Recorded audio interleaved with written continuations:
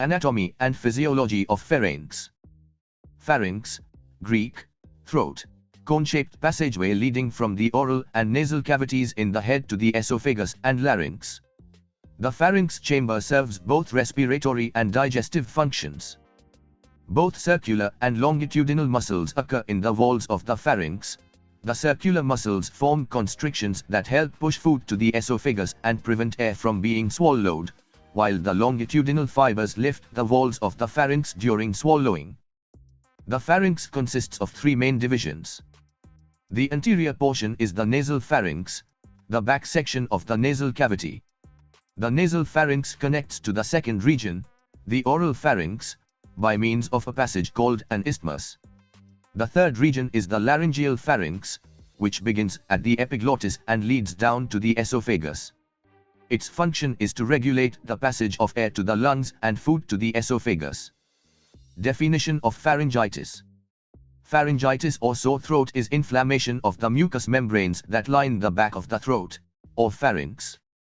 This inflammation can cause discomfort, dryness, and difficulty swallowing. Classification of pharyngitis. It may be classified as acute or chronic. 1. Acute pharyngitis. Acute pharyngitis may be catarrhal, purulent, or ulcerative, depending on the causative agent and the immune capacity of the affected individual. 2. Chronic pharyngitis. Chronic pharyngitis may be catarrhal, hypertrophic, or atrophic. Risk factors. Age. Children and teens are most likely to develop sore throats. Exposure to tobacco smoke. Smoking and second-hand smoke can irritate the throat. Allergies. Seasonal allergies or ongoing allergic reactions to dust, molds or pet dander make developing a sore throat more likely. Exposure to chemical irritants. Particles in the air from burning fossil fuels and common household chemicals can cause throat irritation. Chronic or frequent sinus infections. Drainage from nose can irritate throat or spread infection. Close quarters. Viral and bacterial infections spread easily anywhere people gather, whether in childcare centers, classrooms, offices or airplanes. Weakened immunity. Common causes of lowered immunity include HIV, diabetes, treatment with steroids or chemotherapy drugs, stress, fatigue, and poor diet. Etiology. Viruses that cause the common cold and the flu also cause most sore throats. Less often, bacterial infections cause sore throats. Viral infections. Common cold. Flu, influenza. Mononucleosis. Measles. Chickenpox. Croup, a common childhood illness characterized by a harsh, barking cough. Bacterial infections. A number of bacterial infections can cause a sore throat. The most common is Streptococcus pyogenes, group A Streptococcus, which causes strep throat. Other causes. Allergies. Allergies to pet dander, molds, dust and pollen can cause a sore throat. Dryness. Dry indoor air can make throat feel rough and scratchy. Irritants. Outdoor air pollution and indoor pollution such as tobacco smoke or chemicals can cause a chronic sore throat. Chewing tobacco, drinking alcohol and eating spicy foods also can irritate your throat. Muscle strain. You can strain muscles in your throat by yelling, talking loudly or talking for long periods without rest. Gastroesophageal reflux disease, GERD. GERD is a digestive system disorder in which stomach acids back up in the food pipe, esophagus. HIV infection. A sore throat and other flu-like symptoms sometimes appear early after someone is infected with HIV. Tumors. Cancerous tumors of the throat, tongue or voice box, larynx, can cause a sore throat. Other signs or symptoms may include hoarseness, difficulty swallowing, nausea breathing, a lump in the neck, and blood in saliva or phlegm. Clinical manifestations. The main symptom of pharyngitis is a sore, dry, or itchy throat. Additional symptoms may appear depending on the type of infection, such as cold or flu symptoms. Symptoms of viral pharyngitis include a cough, a headache, fever, body aches, sneezing, congestion in the nasal passageways, swollen lymph nodes, fatigue, mouth ulcers. Pharyngitis associated with mononucleosis can have additional symptoms including abdominal pain, especially on the upper left side, overwhelming fatigue, poor appetite, swollen lymph nodes, rash. Symptoms of bacterial pharyngitis may include significant pain when swallowing, tender, swollen neck lymph nodes, visible white patches or pus on the back of the throat, tonsils that are swollen and red, a headache, abdominal pain, fatigue, nausea, vomiting, rash, which is known as scarlet fever or scarlatina. Diagnostic evaluation. History taking. Complete history about present and past illness, chief complaints, family history, medication, surgery, personal history, habits, diet, allergy, psychosocial conditions, and socio-economic status. Physical exam. Examine the inside the mouth to look for signs of inflammation and infection. Assess mucous membranes, nasal discharge, nasal blockage, breathing problems, scratchy throat, pain on swallowing, voice changes. Throat culture. A throat culture remains the standard for diagnosis, though results can take as long as 48 hours. Throat culture results are highly sensitive and specific for group A beta hemolytic streptococci. Rapid testing. Most institutions and clinics have rapid testing, which is useful when immediate therapy is desired. Rapid testing can be highly reliable when used in conjunction with throat cultures. Several rapid diagnostic tests are available. Compared with throat culture, such tests are 70 to 90% sensitive and 95 to 100% specific. Testing for viral causes. If Epstein-Barr virus, EBV, is considered, obtain a complete blood count, CBC, to detect atypical cells in the white blood cell, WBC, differential, along with a monospot test, or another rapid heterophile antibody test. Radiography.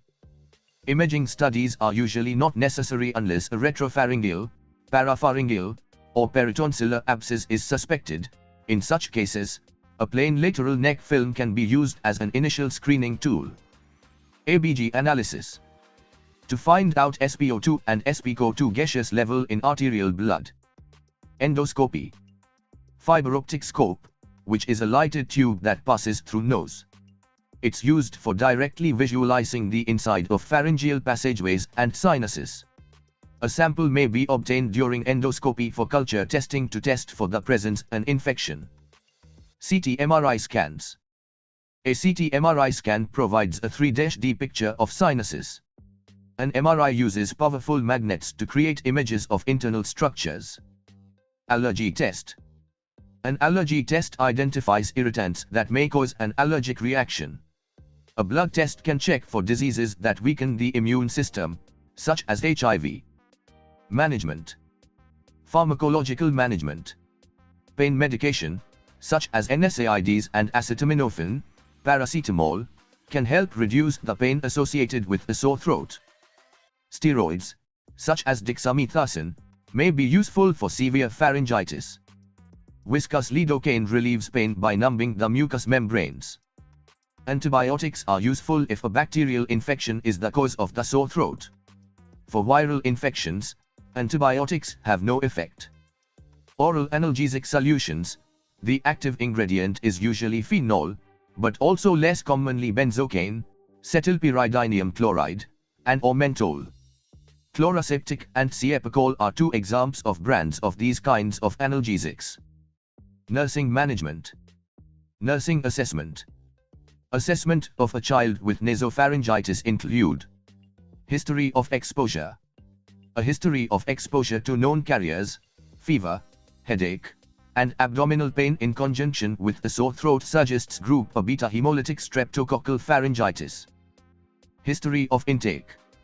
Because supportive care is a primary goal in all cases, historical information regarding oral intake and hydration status is important. Nursing diagnosis. Based on the assessment data, the major nursing diagnoses are: ineffective breathing pattern related to the inflammatory process in the respiratory tract, ineffective airway clearance related to mechanical obstruction of the airway secretions and increased production of secretions, acute pain related to inflammation and edema, imbalanced nutrition less than body requirements related to pain on swallowing, anxiety related to the disease experienced by the child. Nursing care planning and goals. The major nursing care planning goals for a child with acute nasopharyngitis are: the patient will report increased energy. The patient will remain afebrile. The patient will not experience intense pain. The patient will expectorate sputum effectively. The patient will express feelings of comfort in maintaining air exchange. The patient will experience no further signs or symptoms of infection. Nursing interventions. Nursing interventions for a child with acute nasopharyngitis are: positioning. Place the child in a semi-Fowler's position using pillows to facilitate lung expansion. Increase fluid intake. Encourage increased fluid intake to decrease the viscosity of secretions. Increase room humidity. Increase the humidity by using cool mist vaporizers to relieve stuffiness of the nose. Administer medications. Administer antibiotics as prescribed after a positive culture result. Provide diversional therapy to decrease perception on pain. Provide adequate nutrition. Evaluation. Goals are met as evidenced by: the patient reported increased energy. The patient is afebrile. The patient experienced less or no pain. The patient was able to expectorate sputum effectively. The patient expressed feelings of comfort in maintaining air exchange. The patient experienced no further signs or symptoms of infection. Prevention. Wash hands thoroughly and frequently, especially after using the toilet, before eating, and after sneezing or coughing. Avoid sharing food, drinking glasses or utensils. Cough or sneeze into a tissue and throw it away. When necessary, sneeze into your elbow. Use alcohol-based hand sanitizers as an alternative to washing hands when soap and water aren't available. Avoid touching public phones or drinking fountains with your mouth. Regularly clean telephones, TV remotes and computer keyboards with sanitizing cleanser. When travel, clean phones and remotes in hotel room. Avoid close contact with people who are sick. Complications: ear infection, sinusitis, abscess near the tonsils. So guys, thanks for watching my video. You can like and comment on my video, but don't forget to subscribe my YouTube channel to watch quality content like this. Thank you guys.